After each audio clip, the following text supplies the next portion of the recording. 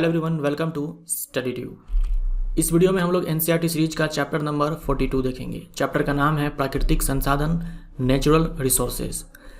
ये जो चैप्टर है ये है क्लास 9th का।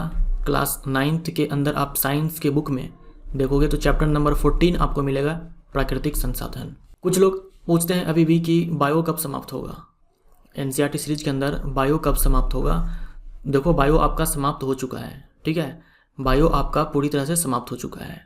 ये जो चैप्टर है प्राकृतिक संसाधन, इसको आप मान सकते हो ज्योग्राफी का चैप्टर या फिर बोल दो पर्यावरण का चैप्टर, एनवायरनमेंट का।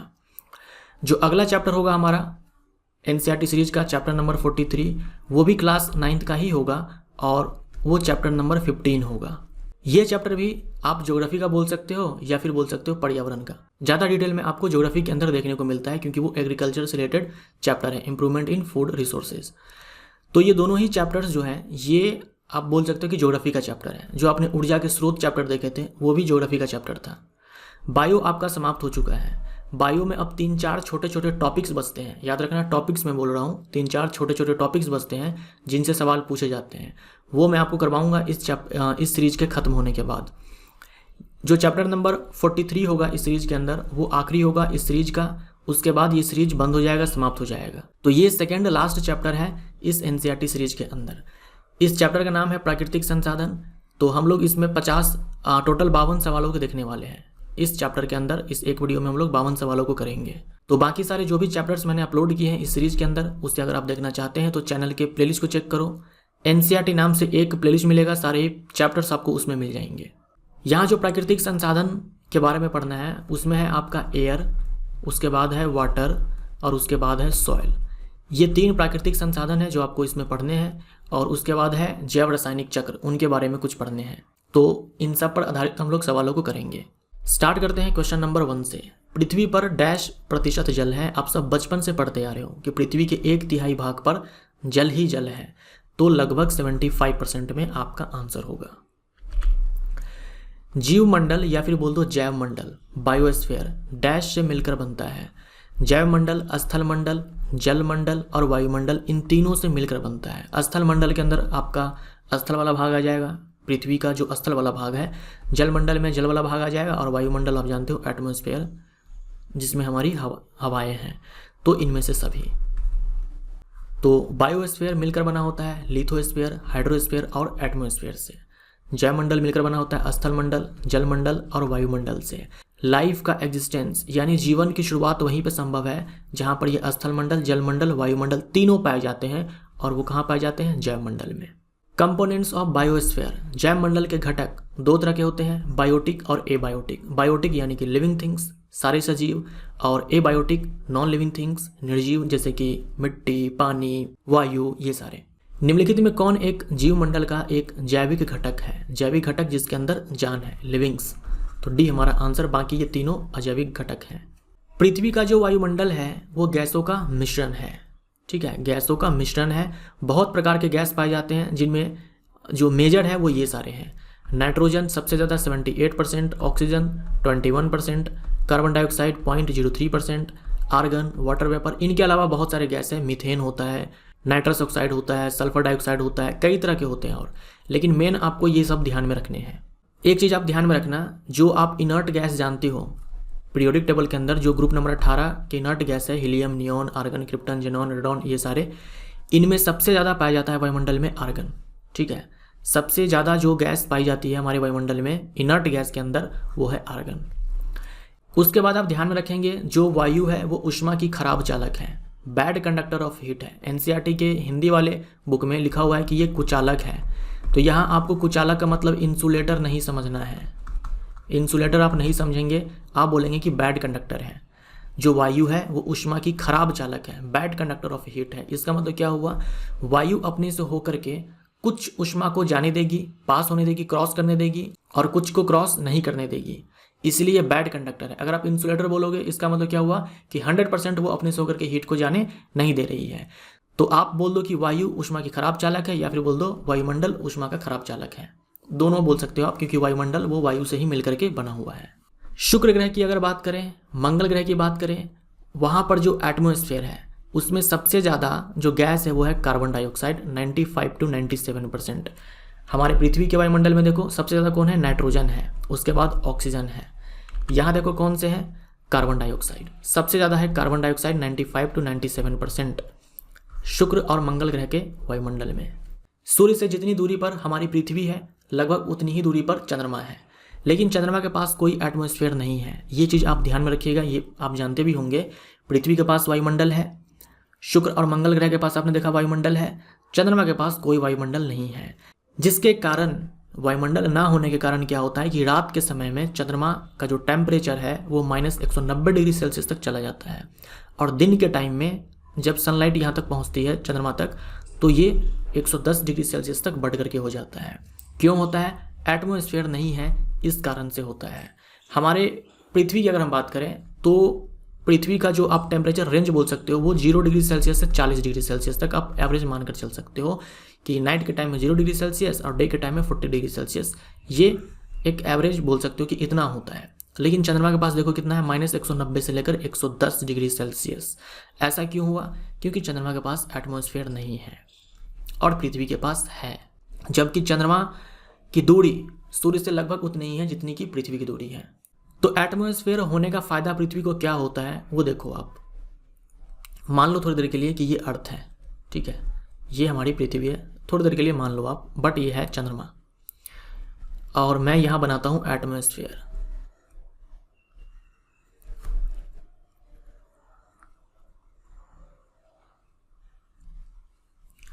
ये एटमॉस्फेयर है, इसमें क्या वायु है, वायु में बहुत तरह की गैसेस हैं, वायु में बहुत तरह की गैसेस हैं। अब डे के टाइम में क्या होता है, डे के टाइम में ये अगर सन है तो सन से हीट आ रही है, सन से हीट आ रही है। मैंने अभी आपसे क्या कहा कि जो एटमॉस्फेयर है ये बैड कंडक्टर है। एटमॉस्फेयर क्या है, बैड कंडक्टर है, वायुमंडल ऊष्मा के लिए खराब चालक है।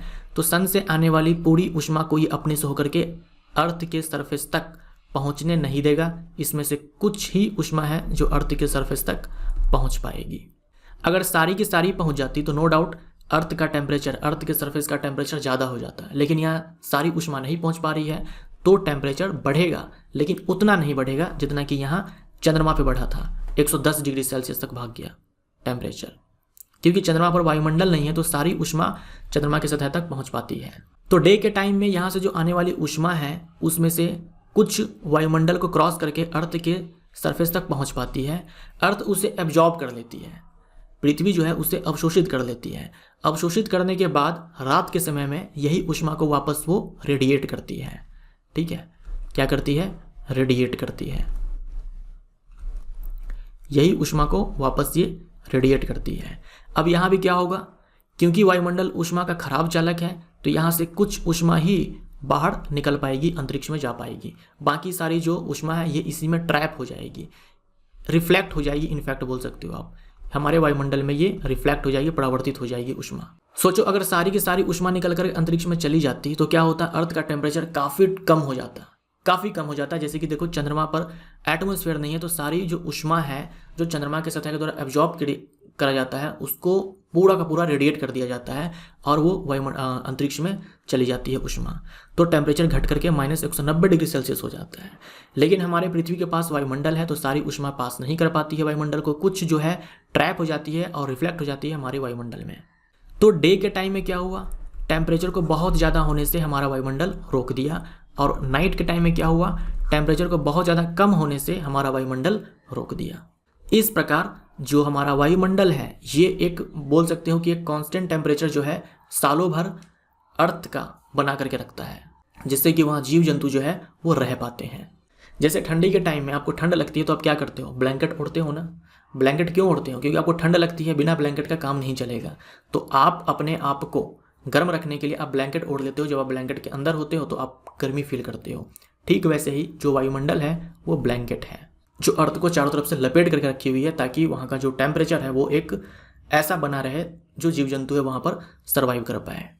यहाँ जो मैंने आपसे कहा कि जो कुछ ऊष्मा है वो ट्रैप हो जाती है और रिफ्लेक्ट हो जाती है हमारे वायुमंडल में। ये जो रिफ्लेक्शन का काम है कि ट्रैप करके भाई उसको रिफ्लेक्ट कर दो, ये कुछ गैसेस होती हैं जो करती है। उन गैसों का नाम आपको ध्यान में रखना है।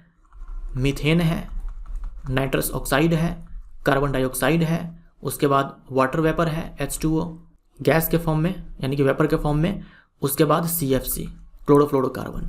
ये सारी गैसेस हैं जो पृथ्वी से जो ऊष्मा यहाँ से निकलती है उसको ट्रैप करके वापस वायुमंडल में भेज देती है। इन गैसेस को हम लोग बोलते हैं ग्रीन हाउस गैस। और ये जो इफेक्ट है ना कि ट्रैप करके वापस वायुमंडल में भेज दो, इसे बोलते हैं ग्रीन हाउस इफेक्ट। इसके ऊपर आपको आगे सवाल मिलेगा तो मैं आपको यहीं पर ये बता दे रहा हूँ। इसे बोलते हैं ग्रीन हाउस इफेक्ट। तो ग्रीन हाउस इफेक्ट के कारण जो है हमारा वायुमंडल गर्म रहता है, या बोल दो पृथ्वी जो है हमारी गर्म रहती है, और हम लोग वहाँ पर सर्वाइव कर पाते हैं, जीव जंतु रह पाते हैं पृथ्वी पर। तो ये ग्रीन हाउस गैसेज हैं जो इन ऊष्मा को एब्जॉर्ब करके, ट्रैप करके रिफ्लेक्ट कर देती है। ये ग्रीन हाउस गैस का नाम आपके लिए इंपॉर्टेंट है, ये आप ध्यान में रखिएगा। उसके बाद यहाँ देखो, यहाँ जो ऊष्मा निकलती है ना, मैंने अभी आपसे कहा कि ऊष्मा को एब्जॉर्ब करती है दिन के टाइम में और रात के समय रेडिएट करती है। तो आप ये ध्यान रखेंगे, यहाँ जो ऊष्मा जो निकल रही है ये एक्चुअल में क्या होती है, इंफ्रारेड रेडिएशन, अवरक्त विकिरण होती है। अवरक्त विकिरण जो है टेम्परेचर के लिए रिस्पॉन्सिबल होती है। तो ये चीज़ आप ध्यान में रखिएगा। पृथ्वी से निकलने वाली जो ऊष्मा होती है वो एक्चुअल में होती क्या है, अवरक्त विकिरण होती है, इंफ्रारेड रेडिएशन होती है। तो आप ये बोल सकते हो कि इन इंफ्रारेड रेडिएशंस को ग्रीन हाउस गैस जो है ट्रैप कर लेती है और वापस वायुमंडल में रिफ्लेक्ट कर देती है। इसे बोलते हैं ग्रीन हाउस इफेक्ट, और इन सारे गैसेस को हम बोलते हैं ग्रीन हाउस गैस। आप सोचो यहाँ पर कि ये सारे जो गैसेस हैं, फॉर एग्जांपल कार्बन डाइऑक्साइड आप जानते हो, कोयला जलाने से, पेट्रोलियम जलाने से कार्बन डाइऑक्साइड गैस जो है हमारे वायुमंडल में रिलीज होती है। साथ में हम सांस जो छोड़ते हैं उससे भी वायुमंडल में कार्बन डाइऑक्साइड गैस पहुंचती है। मान लो ये कार्बन डाइऑक्साइड गैस की जो मात्रा है ये बहुत ज़्यादा हो जाए तो हम बोल सकते हैं कि जो ग्रीन हाउस गैस है इसकी मात्रा अधिक हो रही है। अगर ग्रीन हाउस गैस की मात्रा अधिक हो जाए तो इससे क्या होगा, ज़्यादा से ज़्यादा इंफ्रारेड रेडिएशन जो है, अवरक्त विकिरण जो है वो ट्रैप होंगी हमारे वायुमंडल में। इससे होगा क्या कि जो टेम्परेचर है अर्थ का वो बहुत ही ज़्यादा हो जाएगा। जब टेम्परेचर बहुत ही ज़्यादा हो जाएगा ग्रीन हाउस गैस की मात्रा बढ़ने से, तो हम इसे बोलते हैं ग्लोबल वार्मिंग। हम इसे क्या बोलेंगे, ग्लोबल वार्मिंग। यानी पूरे ग्लोब का टेम्परेचर क्या होगा, ज़्यादा हो जाएगा। क्यों ज़्यादा हो जाएगा, ग्रीन हाउस गैस ज़्यादा हो रहा है। उसके ज़्यादा होने से क्या हो जाएगा, अवरक्त विकिरण ज़्यादा से ज़्यादा वो हमारे वायुमंडल में ट्रैप होकर के रिफ्लेक्ट हो पाएगी। शुक्र तथा मंगल ग्रह पर वायुमंडल का मुख्य घटक है, क्या है, कार्बन डाइऑक्साइड। बी हमारा आंसर। वायु ऊष्मा का डैश है, वायु ऊष्मा का खराब चालक है। चंद्रमा जहां वायुमंडल नहीं है की सतह का तापमान डैश से 110 डिग्री सेल्सियस के बीच रहता है, -190 डिग्री सेल्सियस से 110 डिग्री सेल्सियस के बीच रहता है। हवा के गर्म होने और जलवाष्प के बनने के कारण वायुमंडल में होने वाले परिवर्तन का परिणाम है। वर्षा भी है, तूफान भी है, तेज हवा भी है, तो इनमें से सभी। डैश की अपेक्षा डैश जल्दी गर्म होता है। स्थल की अपेक्षा जल जल्दी गर्म होता है। क्या ये सही है? स्थल और जल में जल्दी गर्म कौन होगा? स्थल जल्दी होगा, जल जल्दी गर्म नहीं होगा स्थल के तुलना में, तो ये नहीं होगा। धातु की अपेक्षा जल जल्दी गर्म होता है, तो ये गलत हो जाएगा। जल की अपेक्षा स्थल जल्दी गर्म होता है, तो ये हमारा सही हो जाएगा। यहाँ पर जल होगा और यहाँ पर स्थल होगा, तो सी हमारा आंसर। यानी कि अगर आप समान ऊष्मा दो जल और स्थल दोनों को, तो स्थल जल्दी गर्म होगा, जल टाइम लेगा गर्म होने में। ठंडा पहले कौन होगा? जो जल्दी गर्म होगा वही जल्दी ठंडा होगा। तो आप जल के बारे में ये ध्यान में रख सकते हो कि ये ना तो जल्दी ठंडा होता है और ना ही जल्दी गर्म होता है स्थल के तुलना में। तुलनात्मक रूप से यहाँ बात की जा रही है। एक क्षेत्र से दूसरे क्षेत्र में वायु की गति डैश का निर्माण करती है, पवन का निर्माण करती है। यहाँ हम देखते हैं कि पवन का निर्माण होता कैसे है, या फिर बोल दो जो हवा है वो बहती कैसे है, हवा की गति क्या होती है, या फिर बोल दो पवन का निर्माण कैसे होता है। यहाँ देखो दिखलाया गया है जल वाला पार्ट जो कि समुद्र है, और यहाँ देखो लैंड वाला पार्ट है, ये कोस्टल एरिया है। समुद्र के किनारे वाला जो स्थल होता है उसे हम कोस्टल एरिया बोलते हैं। तो ये स्थल वाला पार्ट है और ये जल वाला पार्ट है। यहाँ देखो डे का टाइम है, यहाँ सन दिखाया गया है, तो सूर्य से ऊष्मा आ रही है, स्थल भी गर्म हो रहा है और जल भी गर्म हो रहा है। जल्दी गर्म कौन होगा? स्थल जल्दी गर्म होगा। जब स्थल जल्दी गर्म होगा तो स्थल से ऊष्मा निकलेगी, ठीक है। स्थल से अभी आपने देखा था ना कि पृथ्वी से ऊष्मा निकलती है एब्जॉर्ब करने के बाद, तो यहाँ से ऊष्मा निकलेगी। जब यहाँ से ऊष्मा निकलेगी तो यहाँ पर जो हवाएं होती है, यहाँ पर जो वायु होती है, यहाँ पर जो वायु होती है ये भी गर्म होती है। गर्म होने के बाद ये हल्की हो जाती है और ऊपर उठ जाती है। जब यहाँ से वायु जो है ऊपर उठेगी, यहाँ पर लिखा है ना वार्म एयर, तो यहाँ से जब वायु ऊपर उठेगी तो यहाँ पर वायु का दबाव कम हो जाएगा, लो प्रेशर यहाँ पर क्रिएट हो जाएगा। अब इस स्थल के तुलना में जल तो उतना गर्म है नहीं, तो यहाँ की जो हवाएं होंगी, यहाँ की जो वायु होंगी वो उतनी गर्म नहीं होगी जितनी कि यहाँ की वायु थी। तो ये जो वायु है ये ऊपर नहीं उठेगी, उतनी ऊपर नहीं उठेगी, कुछ मात्रा में तो ऊपर उठेगी ही लेकिन उतनी ऊपर नहीं उठेगी। तो इसके तुलना में, इस स्थल वाले भाग के तुलना में यहाँ पर हाई प्रेशर होगा, उच्च दबाव होगा। तो याद रखिएगा जो वायु है वो बहती है उच्च दबाव से निम्न दबाव की ओर, तो वायु चलेगी ऐसे समुद्र से स्थल की ओर। इसके ठीक उल्टा नाइट में हो जाएगा। नाइट के टाइम में क्या हो रहा है कि ठंडा हो रहे हैं, दोनों के दोनों ठंडा हो रहे हैं। यहाँ से भी ऊष्मा निकल रही है, यहाँ से भी ऊष्मा निकल रही है, स्थल भी ठंडा हो रहा है, जल भी ठंडा हो रहा है। जल्दी ठंडा कौन होगा? जल्दी ठंडा स्थल होगा, यानी स्थल के ऊपर की जो वायु है वो ज़्यादा ठंडी है और जल के ऊपर की जो वायु है वो उतनी ठंडी नहीं है, क्योंकि जल अभी पूरी तरह से ठंडा नहीं हुआ है। तो जल के ऊपर की जो वायु है, ये स्थल वाले के ऊपर जो वायु है उसके रिस्पेक्ट में ये गर्म है, तो ये गर्म होकर के ऊपर उठेगी। तो यहाँ पर लो प्रेशर और यहाँ की हवाएं ठंडी है, तो यहाँ पर बनेगा हाई प्रेशर। तो इस समय जो वायु की गति है वो है स्थल से समुद्र की ओर। तो ये नाइट के टाइम में है। तो जो मेन कारण होता है पवन के गति के लिए, या फिर बोल दो वायु की गति के लिए, वो होता है असमान तापमान। असमान तापमान, असमान तापमान के कारण जो है उच्च दबाव निम्न दबाव बनता है और वायु चलती है उच्च दबाव से निम्न दबाव की ओर। लेकिन इसके अलावा भी कुछ फैक्टर्स होते हैं जो इन्फ्लुएंस करते हैं इनके मूवमेंट को, जैसे कि पृथ्वी की घूर्णन गति और जो पर्वत श्रृंखलाएं होती है ये, तो ये भी आप ध्यान में रखिएगा। उसके बाद देखो कि रेन फॉर्मेशन कैसे होता है, वर्षा का निर्माण कैसे होता है और वर्षा कैसे होती है। उसके बाद स्नोफॉल कैसे होता है। ये है पानी वाला पार्ट, जल निकाय, ठीक है, वाटर बॉडी है ये। आप जानते हो कि जब पानी को हम गर्म करते हैं तो वो वाष्प में बदलता है। पानी को गर्म करने से वाष्प में बदलता है, वाष्पीकरण होता है। तो यहाँ सन से आने वाली जो ऊष्मा है इसके कारण ये पानी गर्म हो रहा है और ये वाष्प में परिवर्तित हो रहा है, जिसे हम लोग बोलते हैं वाष्पीकरण। जल का वाष्प में बदलना वाष्पीकरण कहलाता है, इवेपोरेशन कहलाता है।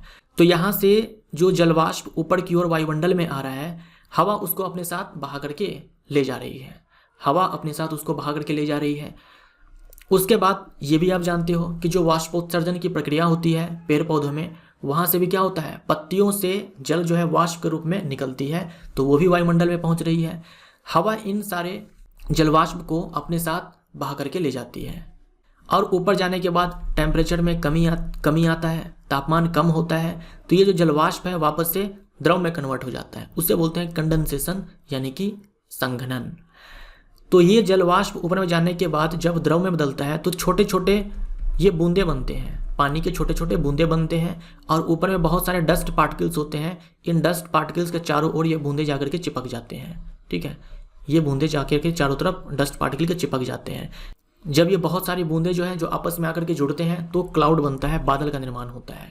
जब ये बादल काफ़ी भारी हो जाता है तो गुरुत्वाकर्षण के कारण यही बादल जो है वर्षा के रूप में, एक्चुअल में ये बादल है क्या, पानी की बूंदे हैं, जल की बूंदे हैं। तो ये गुरुत्वाकर्षण के कारण जब भारी हो जाती है बूंदे तो वर्षा के रूप में ये जमीन पे जाकर के गिरती है। तो वर्षा के रूप में जब ये नीचे गिरती है तो जो पानी की बूंदे, एक्चुअल में पानी है वो जल है, लिक्विड है, लेकिन मान लीजिए तापमान जो है एटमॉस्फेयर का तापमान जो है काफ़ी कम है, ठीक है, काफ़ी कम है। तो इससे क्या होगा कि ये जो जल की बूंदे हैं ये जल के रूप में ना होकर के बर्फ़ में बदल जाती है और कुछ ऐसा नज़ारा देखने को मिलता है, इसे हम बोलते हैं स्नोफॉल। तो स्नोफॉल के लिए टेम्परेचर काफ़ी कम चाहिए ताकि जो जल है वो बर्फ़ में कन्वर्ट हो जाए। उसके बाद पढ़ना है एयर पोल्यूशन, वायु प्रदूषण, ठीक है। एयर पोल्यूशन यानी कि वायु प्रदूषण, की वायु कैसे प्रदूषित होती है। जीवाश्म ईंधन आप जानते हो, कोयला, पेट्रोल, डीजल, ये सारे जीवाश्म ईंधन है। जब ये जीवाश्म ईंधन जलते हैं, जब इस जीवाश्म ईंधन को हम लोग जलाते हैं तो इसमें जो नाइट्रोजन और सल्फर होता है उसके ऑक्साइड्स बनते हैं। ये जो नाइट्रोजन और सल्फर के ऑक्साइड्स होते हैं ये कहलाते हैं एयर पॉल्यूटेंट्स यानी कि वायु प्रदूषक। ये हमारे वायु के लिए हानिकारक है। वायु के लिए हानिकारक है मतलब हम लोगों के लिए भी हानिकारक है। तो एक तो ये ऑक्साइड्स के फॉर्म में है तो भी एयर पॉल्यूटेंट्स है, वायु प्रदूषक है, वायु में प्रदूषण फैलाने का काम कर रहे हैं। जब बारिश होती है तो बारिश के पानी के साथ ये ऑक्साइड्स क्या करते हैं, कंबाइन करते हैं, कंबाइन करने के बाद बनाते हैं अम्ल और वर्षा के रूप में नीचे आते हैं, उसे हम लोग अम्लीय वर्षा बोलते हैं। ये सारे अधातु है ना, नाइट्रोजन और सल्फर अधातु के ऑक्साइड्स अम्लीय होते हैं। तो जब ये जल के साथ अभिक्रिया करते हैं तो अम्ल बनाते हैं, जैसे कि नाइट्रिक अम्ल, नाइट्रस अम्ल, ये सारे अम्ल बनाते हैं और बारिश के पानी के साथ ये नीचे आते हैं। इसे हम लोग बोलते हैं एसिड रेन। उसके अलावा जब हम इसी जीवाश्म ईंधन को जलाते हैं तो कुछ कार्बन के कण होते हैं जो जलते नहीं हैं, वो बस हवा में लटके हुए होते हैं, यानी हवा में इधर उधर वो टहल रहे हैं, लटके हुए हैं, लेकिन वो जले नहीं हैं। उसे हम बोलते हैं हाइड्रोकार्बन्स। तो हाइड्रोकार्बन्स जो होते हैं वो भी एयर पॉल्यूटेंट हैं। जो सस्पेंडेड हाइड्रोकार्बन है, जो निलंबित बिना जले हुए कार्बन के कण हैं वायुमंडल में, वो क्या है, वायु प्रदूषक है वो भी। ठंडी के टाइम में जो आप स्मॉग देखते हो, ठंडी के टाइम में जो आप स्मॉग देखते हो वो कंबाइन इफेक्ट होता है स्मॉग का प्लस फॉग का। ये मिलकर के स्मॉग कहलाता है। स्मॉग प्लस फॉग ये मिलकर के क्या कहलाएगा, स्मॉग कहलाएगा। देखिए ये तो ठंडी का टाइम में था ना। ये जो हाइड्रोकार्बन्स है जो कि निलंबित है वायुमंडल में, इनके कारण विजिबिलिटी कम हो जाती है, मतलब आपको जो है साफ साफ दिखाई नहीं देगा कि सामने दूरी पर क्या है। इसलिए नहीं क्योंकि आपका आँख खराब है, इसलिए क्योंकि आपके रास्ते में रुकावट है, बहुत सारे ये हाइड्रोकार्बन्स सस्पेंडेड है, या फिर दूसरे तरह के भी पार्टिकल्स हो सकते हैं जिनके कारण आप क्लियर कट दूर स्थित वस्तु को देख नहीं पाओगे। तो ये तो हो गया ऐसे किसी भी टाइम। ठंडी के टाइम में स्मॉग का कारण होता है ये सारे हाइड्रोकार्बन्स या फिर बोल दो जो भी सस्पेंडेड पार्टिकल्स हैं वो। फॉग होता है टाइनी ड्रॉपलेट्स लिक्विड के, मतलब छोटे छोटे पानी की जो बूंदें होती है जो हमारे अर्थ के सरफेस के नज़दीक होती है, ठीक ना, उसी को हम लोग फॉग बोलते हैं। तो ये फॉग और ये स्मॉग, स्मॉग बोले तो जो भी सस्पेंडेड पार्टिकल्स हैं, जो भी निलंबित कण है हमारे वायुमंडल में, इन दोनों का कंबाइन इफेक्ट होता है स्मॉग। तो स्मॉग जो है वो एक प्रकार का वायु प्रदूषण है। स्मॉग अगर ज़्यादा है, जहाँ पर भी स्मॉग ज़्यादा है तो समझ जाओ वहाँ का वायु जो है ज़्यादा प्रदूषित है। क्योंकि स्मॉग अगर ज़्यादा है इसका मतलब ये हुआ कि वहाँ पर जो डस्ट पार्टिकल्स हैं, ये जो हाइड्रोकार्बन्स हैं जो कि सस्पेंडेड है वायुमंडल में, वो सब क्या है, ज़्यादा है। ज़्यादा स्मॉग का मतलब यही होता है। तो मोर स्मॉग मोर एयर पोल्यूशन। तो ये जो प्रदूषित वायु होती है इनको सांस लेने से कैंसर, हृदय रोग, एलर्जी जैसी बीमारियों की हानि होने की संभावनाएं अधिक हो जाती है। पॉल्यूटेड एयर है तो डेफिनेटली इनको हम सांस से अंदर लेंगे तो हमारे लिए ये बहुत सारी समस्याएं खड़ी कर देगी। तटीय क्षेत्र में रात के समय हवा की दिशा होगी, तो तटीय क्षेत्र में रात के समय हवा की दिशा होगी स्थल से समुद्र की ओर। बी हमारा आंसर। हवाओं को प्रभावित करने वाला कारक है वातावरण का असमान तापमान, पृथ्वी की घूर्णन गति, पर्वत श्रृंखलाएं, इनमें से सभी। कभी कभी वायु का तापमान डैश हो जाता है तब हिमवृष्टि यानी कि स्नोफॉल या ओले गिरते हैं। ओले बोले तो जो आप देखते होंगे कभी कभी जब बारिश होती है तो उसके साथ बर्फ़ भी गिरते हैं, बर्फ़ के टुकड़े गिरते हैं, वही है यहाँ पर ओले। तो ऐसा होता है काफ़ी कम तापमान के कारण। तो सी हमारा आंसर। गलत कथन चुनना है। वर्षा का पैटर्न पवनों के पैटर्न पर निर्भर करता है। तो ये स्टेटमेंट हमारा सही हो जाएगा। जो पवन है वो अपने साथ उड़ा करके लेकर जाता है किसको, जलवाष्प को। तो जहाँ पर उड़ा करके ले जाएगा वहाँ पर संघनित होगा, वहीं पर वर्षा हो जाती है। तो वर्षा का पैटर्न पवनों के पैटर्न पर निर्भर करता है, लेकिन पवनों का पैटर्न वर्षा के पैटर्न पर निर्भर नहीं करता है। तो ये स्टेटमेंट गलत है, तो यही हमारा आंसर हो जाएगा। हवा उच्च दबाव क्षेत्र से निम्न दबाव क्षेत्र की ओर बहती है, तो ये सही है। स्थल जल की अपेक्षा तेजी से गर्म होता है, तो ये भी सही है। आंसर हमारा बी होगा। वायु प्रदूषण का कारक है नाइट्रोजन के ऑक्साइड, सल्फर के ऑक्साइड, सस्पेंडेड हाइड्रोकार्बन। तो डी हमारा आंसर। ये सारे जब जल भी वायु के साथ संघनित होता है इसे डैश कहते हैं। जब जल भी वायु के साथ संघनित होता है इसे हम लोग स्मॉग कहते हैं। एसिड रेन मैंने आपको बता ही दिया। एरोसोल क्या होता है, हमारे वायुमंडल में जो सस्पेंडेड पार्टिकल्स हैं, जो निलंबित कण हैं, ठीक है, जो निलंबित कण हैं जिनका जो साइज है वो 1 माइक्रोन से 10 माइक्रोन के बीच में है, उसे हम बोलते हैं एरोसोल।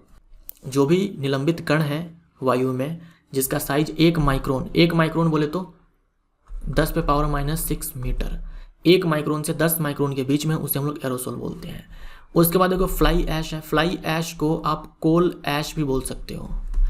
ये कोल ऐश वहाँ निकलती है जहाँ कोयले को जलाया जाता है, जैसे कि थर्मल पावर प्लांट में कोयले को जलाया जाता है तो वहाँ पर एक कोल ऐश निकलती है, फ्लाई ऐश निकलती है। तो ये भी वहाँ पर वायु में उपस्थित होती है। एयर वाला पार्ट हम लोगों ने कवर कर लिया। उसके बाद आ जाओ आप वाटर वाले पार्ट पे, जो हमारा नेचुरल रिसोर्स है वाटर, उसके बारे में। पृथ्वी के कुल भाग के लगभग 75% पर जल है, ये तो आप जान गए। अब जो जल है वो दो तरह के हैं, एक है खारा जल और दूसरा है शुद्ध जल। शुद्ध जल का मतलब यहाँ प्योर वाटर नहीं है, शुद्ध जल का मतलब यहाँ फ्रेश वाटर है, और फ्रेश वाटर का मतलब सीधा सा है कि ये खारा नहीं है, ये नमकीन नहीं है, ठीक है। तो सलाइन वाटर है और फ्रेश वाटर है। सबसे ज़्यादा कौन सा वाटर है? ये सलाइन वाटर। समुद्र का जो पानी है, महासागर का जो पानी है वो खारा है, ठीक है, वो खारा है। उसे स्थल पर रहने वाले प्राणी इस्तेमाल नहीं कर सकते हैं, पी नहीं सकते हैं, क्योंकि उसमें नमक होता है, NaCl होता है, उसमें NaCl होता है। तो जीव जंतु जो होते हैं उनका जो शरीर है वो इतने सारे नमक को टॉलरेट नहीं कर पाएगा, सहन नहीं कर पाएगा और वो मर जाएगा। लेकिन जो समुद्र में पाए जाने वाले जीव जंतु होते हैं वो तो रह लेते हैं, वो तो नहीं मरते हैं। तो इनका कारण है एडेप्टेशन, ठीक है, जो एडेप्टेशन आपने पढ़ा था इकोसिस्टम के अंदर, कि नेचर ने इनके अंदर कुछ ऐसे चेंजेस किए हैं जिनके कारण ये सर्वाइव कर पाते हैं। बट जो टेरेस्ट्रियल एनिमल है, जो स्थल पर रहने वाले जीव जंतु है, वो इतने नमक को या फिर बोल दो इस पानी को बर्दाश्त नहीं कर पाएगा, वो मर जाएगा। फ्रेश वाटर कहाँ मिलेगा? नदी, तालाब, झील, भूमिगत जल, अंडरग्राउंड वाटर, उसके बाद बर्फ़ के रूप में दोनों ध्रुव पर और बर्फ़ से ढके पहाड़ों पर, ये सारे जो हैं ये इन सब जगहों पर फ्रेश वाटर मिलेगा आपको।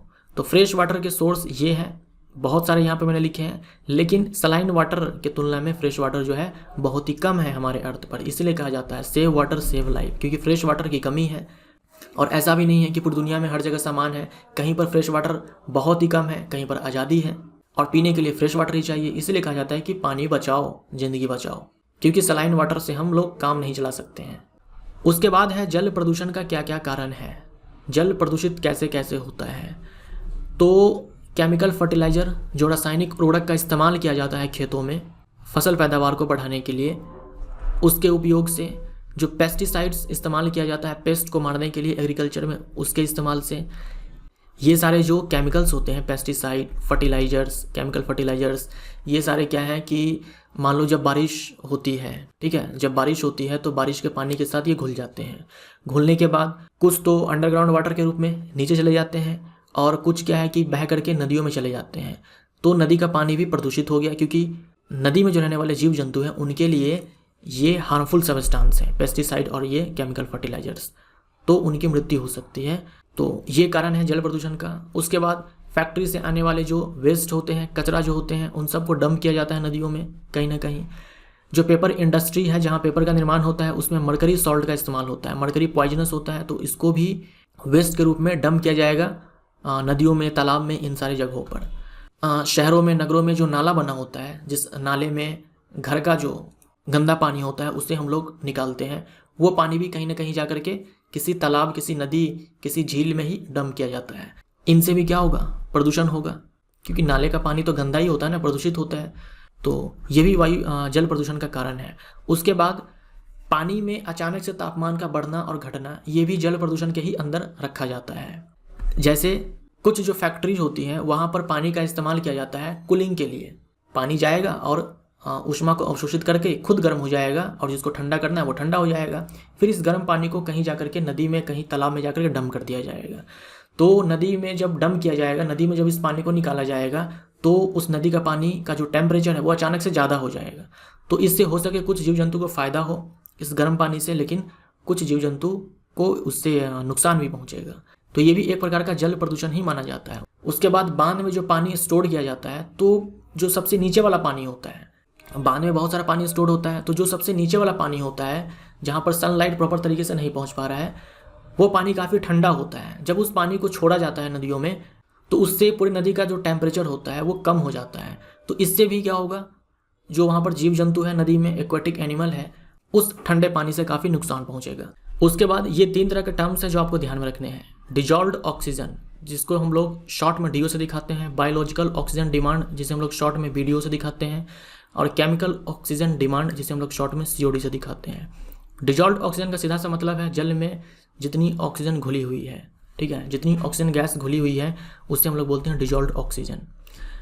बायोलॉजिकल ऑक्सीजन डिमांड, ये क्या है? वायवीय सूक्ष्म जीव द्वारा जल में कार्बनिक पदार्थों के अपघटन के लिए आवश्यक ऑक्सीजन की जो कुल मात्रा है। जैसे कि जो एनारोबिक बैक्टीरिया होंगे जल में, उनके द्वारा ऑर्गेनिक मैटर को डिकम्पोज करने के लिए जितनी ऑक्सीजन की आवश्यकता है उसे हम लोग BDO बोलेंगे। उसके बाद जल में उपस्थित कुल कार्बनिक पदार्थों के ऑक्सीडेशन के लिए यानी ऑक्सीकरण के लिए आवश्यक कुल ऑक्सीजन की मात्रा। तो ये तीनों चीज़ें जो है आप ध्यान में रखेंगे, DO, BDO, COD। यहाँ जो BDO है और COD है, इन दोनों का इस्तेमाल किया जाता है जल प्रदूषण को मापने के लिए, जल प्रदूषण को मापने के लिए। लेकिन इन दोनों में सबसे बेस्ट कौन रिजल्ट देता है? COD। तो COD को सबसे अच्छा माना जाता है। बाकी बात मापने के लिए BDO का भी इस्तेमाल होता है और COD का भी इस्तेमाल होता है। सभी कोशिकीय प्रक्रिया डैश माध्यम में होती है। हमारे बॉडी के अंदर कोशिका में होने वाली सारी जो अभिक्रियाएं हैं वो जलीय माध्यम में होती है। जल में घुलित ऑक्सीजन की वह मात्रा जो जलीय जीवों के श्वसन के लिए आवश्यक है डैश कहलाता है। जल में घुली हुई ऑक्सीजन की कुल मात्रा जो जलीय जीवों के श्वसन के लिए आवश्यक है उसे हम लोग बोलते हैं डिजॉल्व्ड ऑक्सीजन, ठीक है, DO बोलेंगे। शुद्ध जल का स्रोत नहीं है। दोनों ध्रुव पर बर्फ से ढके पहाड़ भूमिगत जल है, समुद्र नहीं है, बाकी नदी तो है ही, तो C हमारा आंसर। जल प्रदूषण का कारण है कीटनाशकों और उर्वरकों का प्रयोग, उद्योगों का कचरा, नाले का जल, तो ये सारे हो जाएंगे इनमें से सभी। उसके बाद आ जाओ मिट्टी के बारे में। हम लोगों ने हवा के बारे में पढ़ा, पानी के बारे में पढ़ा, अब मिट्टी के बारे में। पृथ्वी की जो सबसे ऊपरी परत है उसे हम लोग क्रस्ट बोलते हैं, भूपृष्ठ या भूपर्पटी बोलते हैं। जो मिनरल्स पाए जाते हैं वो इन्हीं क्रस्ट में पाए जाते हैं। जो मिनरल्स खनिज पाए जाते हैं ये इन्हीं क्रस्ट में पाए जाते हैं। अगर ये मिनरल्स जो है ये पत्थरों के साथ बंधे होंगे यानी पत्थरों में होंगे, चट्टानों में होंगे, तो जीव जंतुओं को ये मिनरल्स जो है मिल नहीं पाएंगे। यही चीज़ यहाँ पे लिखा हुआ है कि ये जो मिनरल्स है जो इन क्रस्ट में पाए जाते हैं ये जीव जंतुओं को अवेलेबल नहीं हो पाएगा, उपलब्ध नहीं हो पाएगा अगर ये खनिज पत्थरों के साथ क्या हो, बाउंड अप हो। तो होता ये है कि लंबे टाइम तक हजारों लाखों वर्ष तक भौतिक प्रक्रिया द्वारा, रासायनिक प्रक्रिया द्वारा, कुछ जैविक प्रक्रिया के द्वारा ये जो चट्टान होते हैं वो टूटते रहते हैं, ठीक है। लगातार क्या है, धीरे क्या है, ये लाखों करोड़ों वर्ष तक क्या है कि ये भौतिक, रासायनिक और जैविक प्रक्रिया द्वारा टूटते रहते हैं। टूटते फाइनली क्या होता है कि छोटे छोटे पार्टिकल्स मिलते हैं जिसे हम लोग मृदा बोलते हैं, मृदा, मिट्टी या फिर सॉइल बोल दो। तो जो एंड प्रोडक्ट होता है इस टूटने का वो लास्ट में क्या मिलेगा, मिट्टी के रूप में मिलेगा। तो मिट्टी कुछ नहीं, जो चट्टाने हैं, जो पत्थरे हैं, उनके छोटे छोटे फाइन पार्टिकल्स हैं जो टूटने के बाद बने हैं। अब कौन कौन से फैक्टर्स हैं जो मदद करते हैं मिट्टी के निर्माण में? तो पहला है सूर्य, उसके बाद है जल, उसके बाद है वायु और उसके बाद है लाइकन्स जो कि कवक और शैवाल का सिम्बायोटिक एसोसिएशन है। उसके बाद मॉस आपने पढ़ा था ब्रायोफाइटा के अंदर। सन कैसे मदद करता है? दिन के टाइम में जो पत्थर है वो गर्म हुआ, दिन के टाइम में पत्थर गर्म हुआ, रात के टाइम में सिकुड़ गया। अब आप खुद सोचो, कोई चीज़ है जो फैल रहा है, सिकुड़ रहा है, अगर वो जिस दर से फैल रहा है उसी दर से सिकुड़ेगा तो कोई दिक्कत नहीं है, लेकिन असमान रूप से फैलेगा, असमान रूप से सिकुड़ेगा तो डेफिनेटली उनमें क्रैक्स आ जाएंगे। असमान रूप से फैलना, असमान रूप से सिकुड़ने के कारण जो पत्थर होता है उसमें क्रैक्स आ जाते हैं, ठीक है, दरारें आ जाती हैं। सूर्य कैसे मदद किया? पत्थर को गर्म किया, पत्थर फैल गया, फिर ठंडा हुआ, पत्थर सिकुड़ गया। ये जो फैलने का दर है, सिकुड़ने का दर है, ये कोई समान नहीं है, असमान रूप से फैलते हैं, असमान रूप से सिकुड़ते हैं, जिनके कारण इनमें क्रैक्स आ जाते हैं। अब देखो पानी दो तरीके से मदद कर सकता है। पहला तरीका तो ये है कि ये जो पानी है ये इस क्रैक्स के अंदर चला जाए। जब इस क्रैक्स के अंदर चला जाएगा और मान लो ये जम गया तो जल जब बर्फ में बदलता है तो उसका आयतन बढ़ जाता है। तो क्रैक्स में जमने के बाद आयतन बढ़ जाएगा। आयतन बढ़ने से क्या होगा कि ये जो क्रैक्स होती है ये और ज़्यादा वाइड हो जाती है, जो दरारें होती है वो और चौड़ी हो जाती है। दूसरा तरीका ये है कि जो बहता हुआ जल है वो जब पत्थरों से टकराती है तो ये जो पत्थर है ये टूट फूट जाते हैं, ठीक है, ये पत्थर टूट फूट जाते हैं और फिर उसके बाद ये बहता हुआ जल इस पत्थरों को अपने साथ बहा करके लेकर जाता है और फिर आगे चल करके कोई बड़ा सा पत्थर आया, उससे ये छोटे छोटे पत्थर जो टकराते हैं और उनसे ये पत्थर भी टूट जाता है। तो इस तरह जल दो प्रकार से मदद किया। हवा के बारे में बोल सकते हो, ठीक वैसे ही जो बहता हुआ पानी यहाँ पे काम कर रहा है वैसे यहाँ पर वायु करती है, बहती हुई हवा करती है। लाइकन्स के बारे में आपने पढ़ा ही होगा कि लाइकन्स जो होते हैं वो पत्थरों पर भी ग्रो करते हैं, और लाइकन्स जो होते हैं वो कुछ रसायन को स्रावित करते हैं, कुछ केमिकल्स सिक्रीट करते हैं। वो ये जो केमिकल्स हैं ये पत्थरों को धीरे धीरे तोड़ते रहते हैं। तो जो पत्थर होता है उसके ऊपर मिट्टी यानी इसी पत्थर के टूटने के कारण फाइन पार्टिकल्स बन जाते हैं। तो इसी को आप बोल सकते हो कि मिट्टी की पतली परत बन जाती है, किसके कारण? लाइकन्स के कारण। फिर यहाँ पर ये मॉस ब्रायोफाइट्स आते हैं, फिर ये भी तोड़ते हैं। फिर मान लो यहाँ पर क्रैक आ गया, पत्थर में क्रैक आ गया तो दूसरे प्लांट भी यहाँ पे ग्रो करेंगे।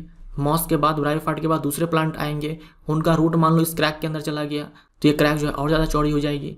तो इस तरह से जो पेड़ पौधे की जड़ें होती हैं वो भी चट्टानों को तोड़ देती है। तो ये सारे फैक्टर्स थे जो मिट्टी का निर्माण करवाते हैं। उसके बाद है कंपोजिशन ऑफ सॉइल। मिट्टी जो है, जो मृदा है, उसमें कौन कौन से कंपोनेंट्स हैं? तो चट्टानों से टूट करके बनती है, तो डेफिनेटली छोटे छोटे टुकड़े तो इनमें होंगे ही। इन्हीं छोटे छोटे टुकड़े के आधार पर मृदा की प्रकार डिसाइड होती है। तो ये डिसाइड टाइप्स लिखा हुआ है यहाँ पर, यानी मृदा की प्रकार कौन सी है ये इन छोटे छोटे चट्टानों के जो टुकड़े हैं इनसे निर्धारित होती है। उसके बाद ह्यूमस क्या हो गया? सड़े गले जीवों के टुकड़े, उसे हम लोग ह्यूमस बोलते हैं। हम लोग अगले चैप्टर में ह्यूमस के बारे में थोड़ा सा और जानेंगे ज़्यादा। उसके बाद कुछ माइक्रोस्कोपिक लाइफ फॉर्म्स होते हैं, यानी कि कुछ सूक्ष्म जीव होते हैं इसमें। इन दोनों के आधार पर हम निर्धारित करते हैं कि मिट्टी की क्वालिटी क्या है, गुण क्या है। तो मिट्टी की गुणवत्ता निर्धारित होती है इन दोनों से, और प्रकार निर्धारित होती है चट्टानों के छोटे छोटे टुकड़े से। अब है सॉइल पोल्यूशन, भूमि प्रदूषण। हम मिट्टी से क्या करेंगे? जो यूजफुल कंपोनेंट्स होंगे, जो कि लाभदायक है, उसको हटाएंगे और हानिकारक चीज़ मिलाएंगे। तो इससे क्या होगा? सॉइल पोल्यूशन होगा, भूमि प्रदूषण, या फिर बोल दो मृदा प्रदूषण।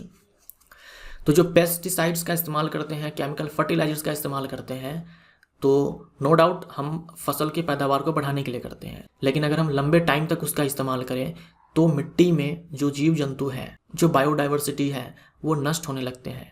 जैसे कि आप जानते हो केंचुए जो हैं किसानों के मित्र कहे जाते हैं, वो हेल्प करते हैं मिट्टी की उर्वरता बढ़ाने में, लेकिन इन केमिकल्स के कारण जो है वो केंचुए मर भी जाते हैं।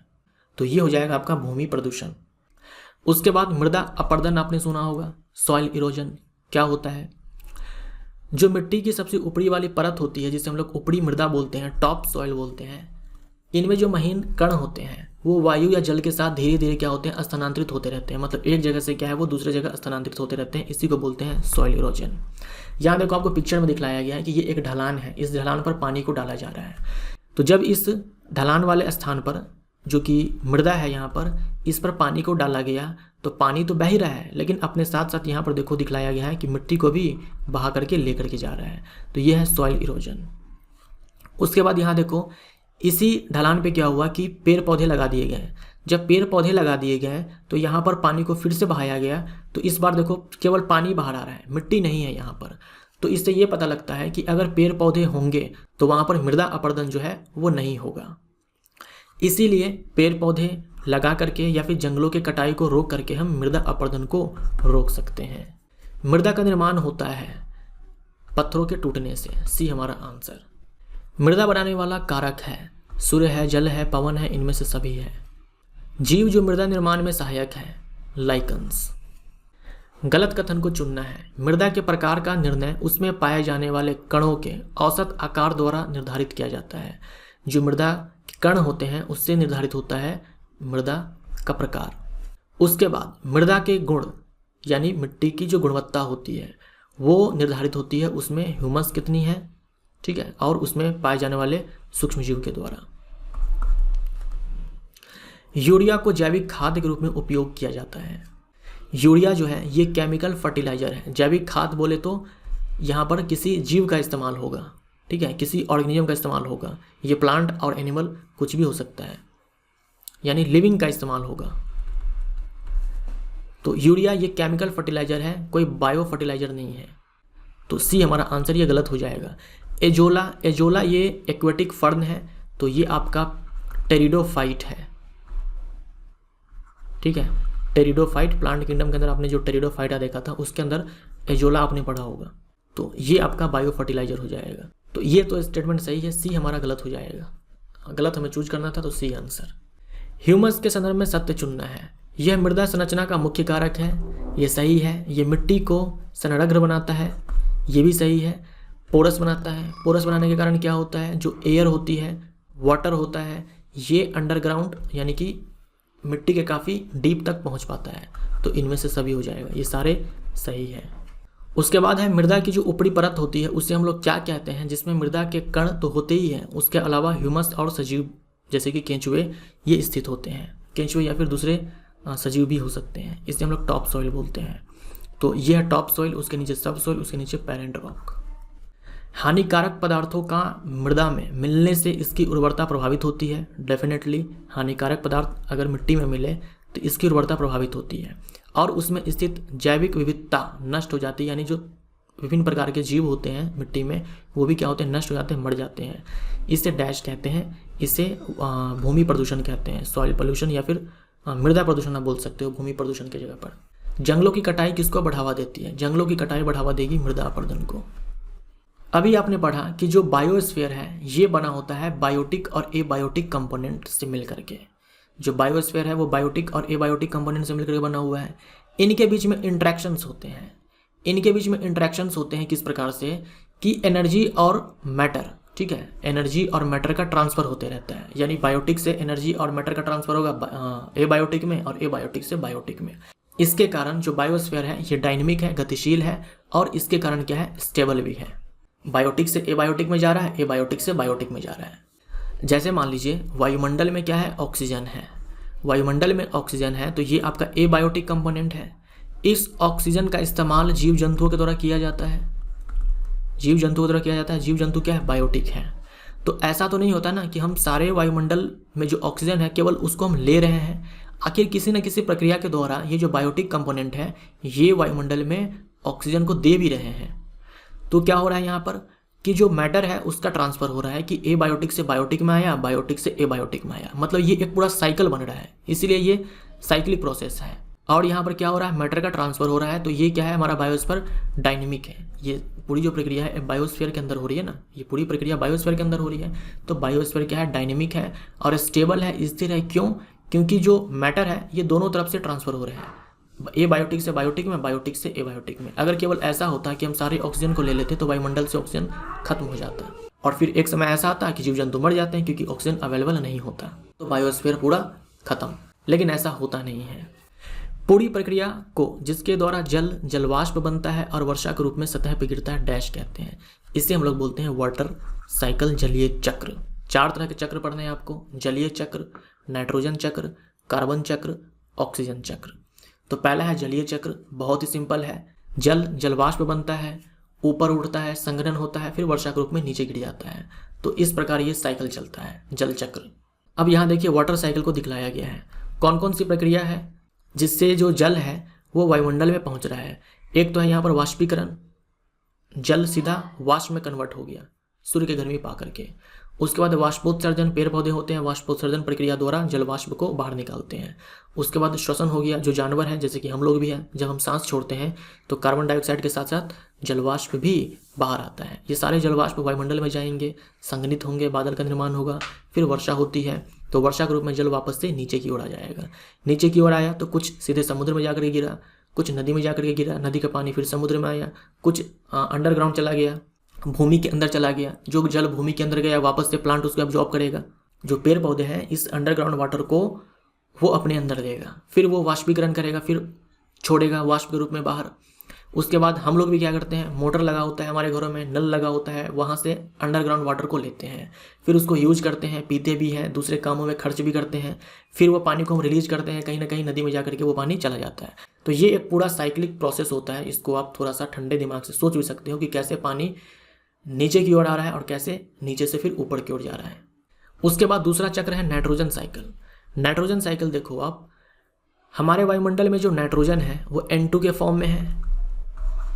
इस N2 के फॉर्म में जो नाइट्रोजन हमारे वायुमंडल में उपस्थित है उसको प्लांट डायरेक्ट नहीं ले सकता क्योंकि कोई काम का नहीं है, इससे कोई फायदा नहीं है।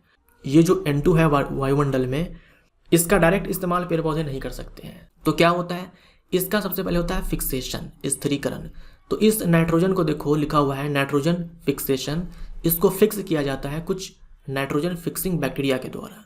इसको कन्वर्ट किया जाएगा अमोनिया में, इस अमोनिया को फिर से कन्वर्ट किया जाएगा नाइट्राइट आयन में, ये नाइट्राइट है।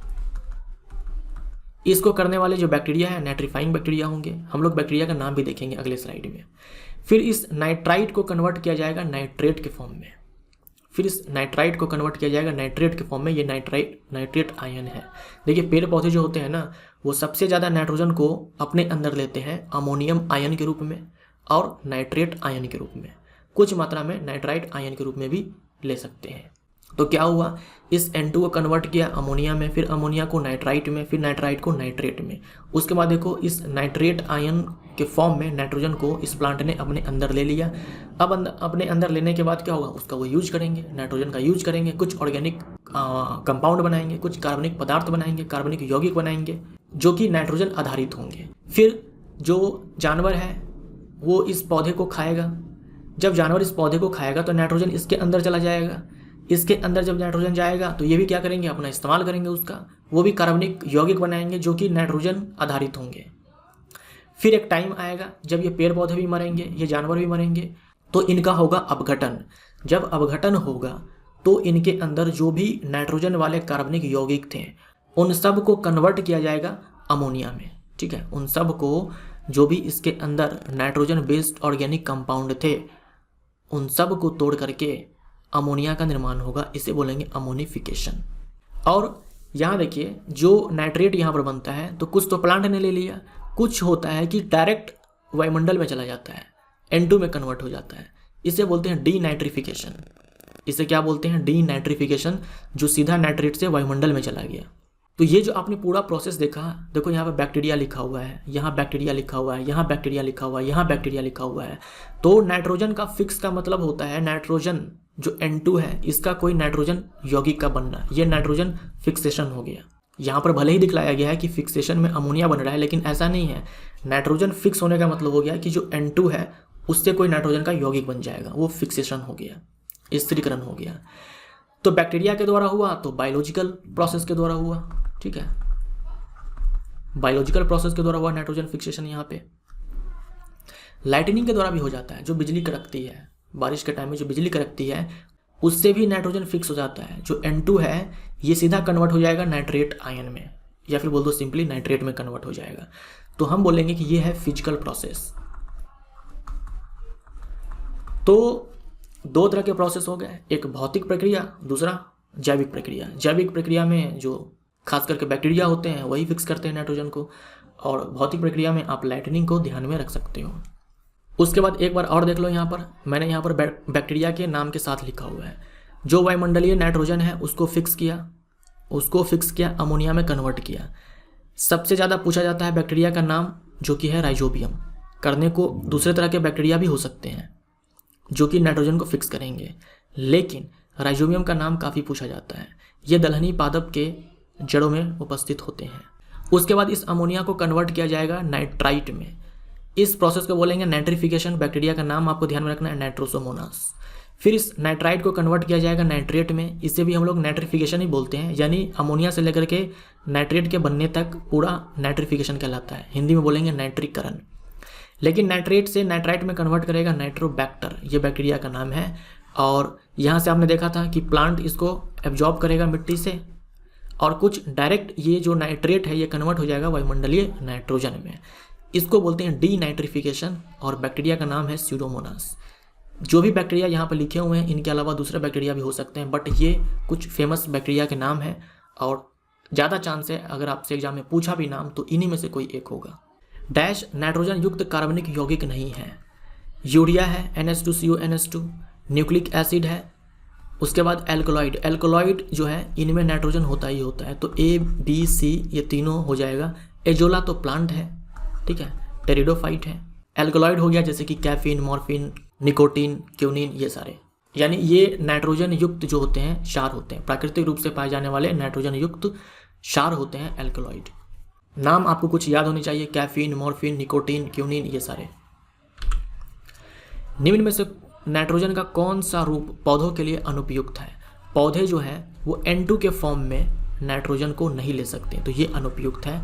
बाकी इन सारे रूप में ले सकते हैं। सबसे ज़्यादा कौन से रूप में लेते हैं? नाइट्रेट आयन के फॉर्म में और अमोनियम आयन के फॉर्म में। नाइट्रोजन स्थिरीकरण करने वाले जीवाणु हैं तो ये राइजोबियम है जो कि दलहनी पादप के जड़ों में उपस्थित होते हैं। राइजोपस ये तो फंगस है, कवक है, जिसे हम लोग ब्रेड मोल्ड भी बोलते हैं। लैक्टोबैसिलस दूध में जो बैक्टीरिया होता है यूजफुल।